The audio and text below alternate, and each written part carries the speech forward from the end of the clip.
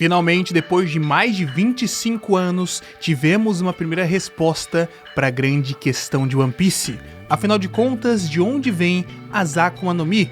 Por que elas existem e por que são dessa forma? No capítulo 1069 passamos por essas questões e devo dizer que é bastante emocionante. Muito mais do que parece em uma primeira lida.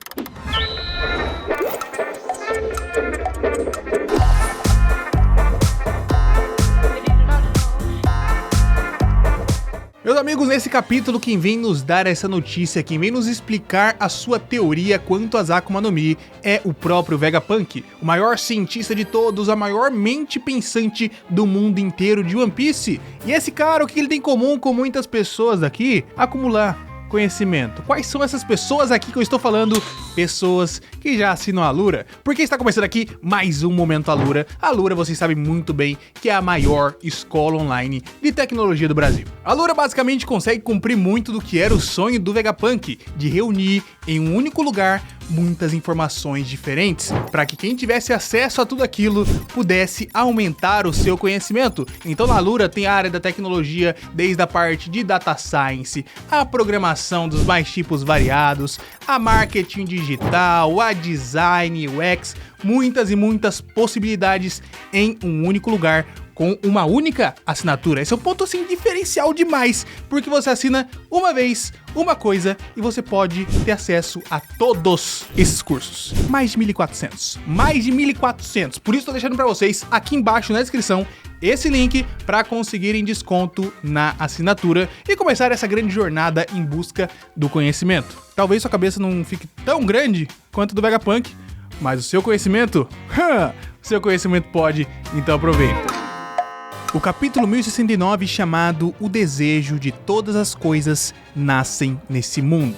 Como esperado para esse capítulo, já temos ali o confronto inicial entre Luffy e Lucci. Por mais que toda a CP0 esteja ali dizendo pro Lucci: cidadão, seguinte, a gente não pode lutar contra o Chapéu de Palha. Ele é um Yonkou, ele é uma força extremamente poderosa desse mundo. Nós não podemos fazer isso sem autorização. Tem que ter uma burocracia gigantesca para podermos interferir. Esse é um ponto interessante, porque afinal de contas o Luffy é um Yonkou, então ele tem que ser respeitado por todas as partes da marinha e eles precisariam articular muito lá dentro para decidir o que fazer caso quisessem enfrentá-lo em algum momento. Esse é um ponto muito da hora, porque, né, a gente às vezes subestima, mas ele representa ali uma força gigantesca naquele mundo e começar uma guerra com eles não seria nada legal de repente assim.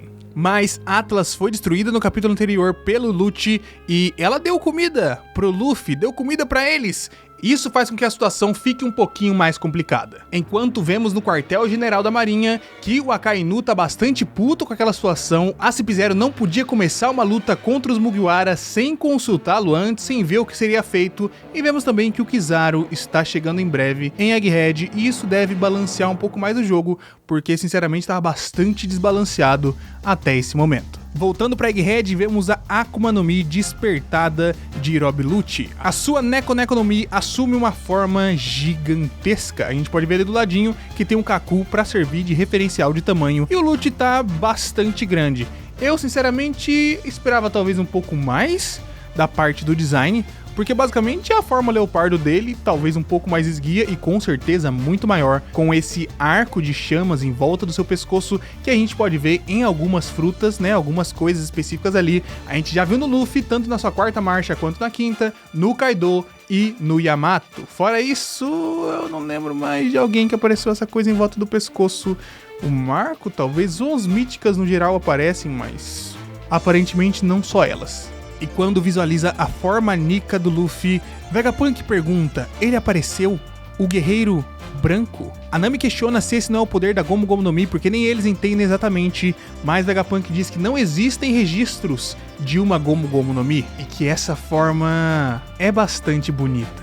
Uma forma que se parece exatamente com o deus mencionado nos documentos antigos. Sim, o guerreiro da libertação, que é sempre brincalhão e faz as pessoas sorrirem, também conhecido como o Deus do Sol, Nika. Enquanto as pessoas ficam surpresas comentando que nunca ouviu falar do deus Nika, Vegapunk complementa de que elas nunca teriam ouvido falar mesmo, já que ele foi apagado da história. E esse é um ponto que inicialmente já me faz gostar bastante dessa questão aqui, porque eu sempre fiquei imaginando por que o Oda criou um deus pra história, por que ele não utilizou as diversas referências que a gente tem no mundo real, por que ele não utilizou a fruta do Wukong, por que ele não utilizou nada diferente, porque ele queria que a gente tivesse a mesma sensação desses personagens, de estarem sendo introduzidos a uma figura divina que nunca ouviram falar, mas que sempre, em teoria, existiu. Porém, todos os registros foram apagados, como se uma própria figura divina fosse deletada da história. E por isso, a gente nunca tinha ouvido falar antes, entende?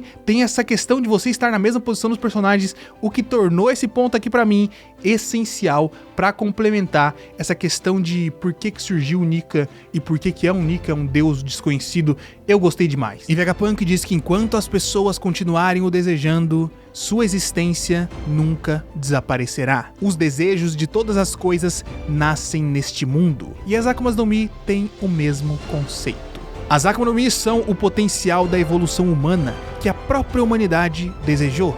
Não seria legal se fosse assim? Não seria ótimo se eu fosse desse jeito? Os diversos caminhos do futuro da humanidade são essas habilidades. Os usuários de habilidades de Akuma no Mi são seres vivendo em um mundo diferente que muitas pessoas imaginaram. Nesse ponto aqui, cara, nesse ponto a gente tem a explicação básica para tudo isso. As Akuma no Mi, teoricamente, teriam surgido de desejos das pessoas. Isso parece tosco, mas vem comigo que eu te explico por que é tão belo, por que é tão bonito imaginar isso. Imagina todas as frutas que a gente já viu pelo percorrer da história. Calma, besouro. Calma, besouro. Imagina. Vegapunk diz que essa é a teoria que ele tem, ou seja, a coisa que ele mais conseguiu chegar perto, mas não tem a resposta final, não tem isso escrito em nenhum lugar, pelo menos das coisas que ele conseguiu coletar de informação. Mas imagina comigo, as frutas surgem dos desejos da humanidade. Então, pegando as frutas poderosas, frutas com poderes de fogo, frutas com poderes de gelo, você consegue imaginar muito praticamente como que isso surgiria. Mas vamos para as frutas mais toscas. Frutas como a fruta da jaqueta, que sempre foi tirada a sarro, a gente sempre imaginava isso de uma maneira tosca. Qual o sentimento, qual o contexto que faz as pessoas desejarem uma jaqueta? Imagine o frio que pode ter gerado, o frio, o sofrimento, a dor que muitas pessoas passaram durante muitos anos pelo mundo inteiro, que fizeram originar uma fruta que pudesse vestir as pessoas por aí. A fruta do humano, qual o contexto em que os seres estavam desejando ser humanos? Seriam apenas animais que têm ali sua vontade, seu desejo de se tornar mais humanos? Ou outras raças que vivem marginalizadas, sofrendo e sendo escravizadas o tempo inteiro, que queriam ser normais como os outros? Já parou pra imaginar que todas essas frutas ganham um peso muito maior? Se você imaginar o contexto de alguém que desejou isso, fica muito mais recheado, muito mais potente, muito mais One Piece. A fruta do hormônio do Ivankov, que poderia resolver a questão da disforia corporal de muitas pessoas pelo mundo inteiro. Imagina frutas relacionadas a alimentos, frutas do doce, fruta do biscoito, fruta da manteiga, de onde esses sentimentos vieram, quantas pessoas sofreram para que isso fosse originado. Frutas que geram calor, frutas que protegem as outras pessoas, frutas que carregam a esperança. Não há necessidade de se pensar se existem deuses ou não. Fascinante, não é? Este mundo. Com essa frase, Vegapunk me faz pensar que ele nem mesmo acredita que Nika, deus do sol, existia da forma que era ali pintado pelos poderes do Luffy, mas que o desejo pela salvação, a vontade da libertação, a sua ânsia por liberdade, por igualdade, por bons momentos ali, por uma vida justa e digna, fizeram a fruta do Nika existir. Então, pelo que eu vejo aqui, até o final da história a gente vai descobrir que Deus Nika nem mesmo existiu, mas que as pessoas apenas queriam ser libertas. E esse sentimento, somado ao redor do mundo inteiro, fez com que as Akuma no Mi fossem originadas. Mas, como isso é apenas uma teoria do Vegapunk, que ele não conseguiu comprovar em seus experimentos, eu imagino que as coisas vão tomar esse rumo, porém serão um pouco diferentes. Fica aqui um guto cravadas de que essa parte mística dos desejos da humanidade serão somados à parte tecnológica. Porque nos capítulos anteriores a gente já viu que o Vegapunk disse que no mundo inteiro existe uma energia que você poderia coletar para utilizar para gerar a energia infinita que ele queria.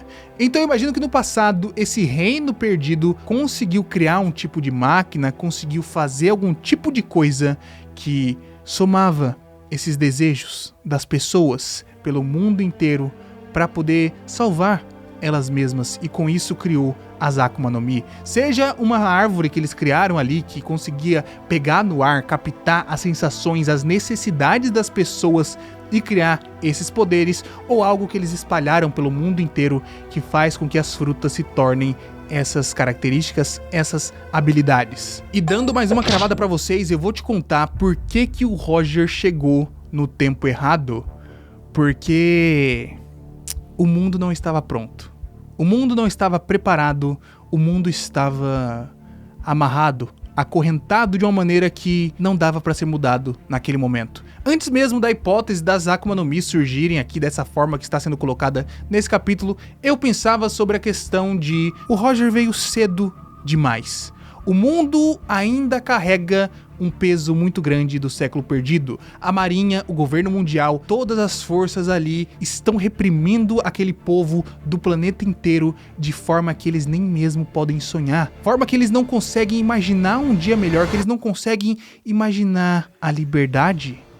E a nova era dos piratas trouxe isso de volta. Quando Roger conseguiu desbravar o mundo, quando ele conseguiu chegar à última ilha de Laugh Tale, as coisas mudaram. Quando ele se colocou naquele ponto de destaque em Logtown e com um sorriso no rosto aceitou a sua morte, o mundo mudou. O mundo viu que a liberdade poderia ser alcançada. E é a partir disso que as coisas seriam diferentes. Roger chegou cedo demais porque o mundo não estava pronto ainda. Os desejos de liberdade não eram fortes o suficiente e nem mesmo a Nika Nika existia naquele momento. A minha hipótese é que essa fruta existiu lá pelo período do século perdido, ou talvez nem tenha existido com o Joy Boy, e que a lavagem cerebral que o governo mundial e a marinha fizeram durante todos esses séculos foram tão fortes, junto com a repressão que eles impunham em todos os estados, todos os países, que as pessoas não tinham mais o desejo forte o suficiente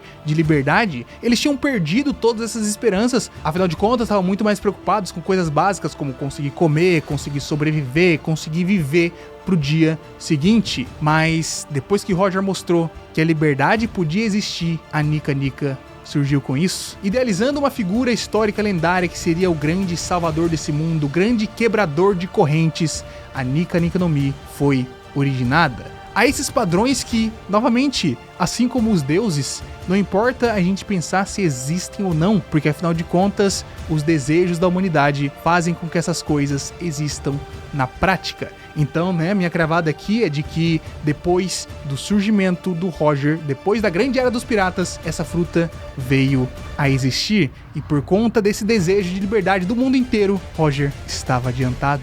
Ele estava na época errada, infelizmente.